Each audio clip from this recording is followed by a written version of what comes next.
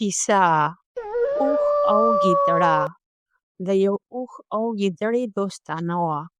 یوه ورځ ګیدړې اوښ ته وویل چې راځه چې د خوراک دپاره د سیند هغې غاړې ته د زمیندار پټي ته د خوراک دپاره لاړ شو. اوښ ورسره ومنله او روان شول. د سیند غاړې ته چې ورنږدې شول نو ګیدړه د اوښ په شا کېناسته او د سیند هغې غاړې ته لاړل او د زمیندار د پټي نه یې خوراک شروع کړو. ګیدړې زر ځان موړ کړو او تیزې چغې یې شروع کړې. اوښ ورته وویل چې چغې مه وهه، زمیندار به راخبر شي.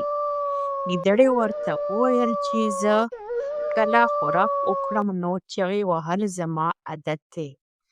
زمیندار راغی او اوښ یې ښه پوخ پوخ ووهلو او ګیدړې ترېنه ځان بچ کړو. اوښ خو نور څه نشو کولی خو یو منصوبه یې جوړه کړه. کله چې واپس کور ته راتلل او د سیند په غاړه ودرېدل او ګیدړه د اوښ په شا کېناسته او د اوبو په منځ کې ورغلل نو اوښ ټوپونه شروع کړل. ګیدړې ورته وویل چې دا څه کوې، ما به اوبو کې راګوزار کړې.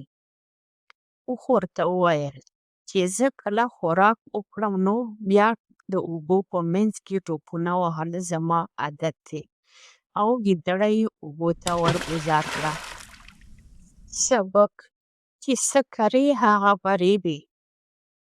مطلب چې د چا سره څنګه وکړې هغه به هم درسره هماغه شان کوي.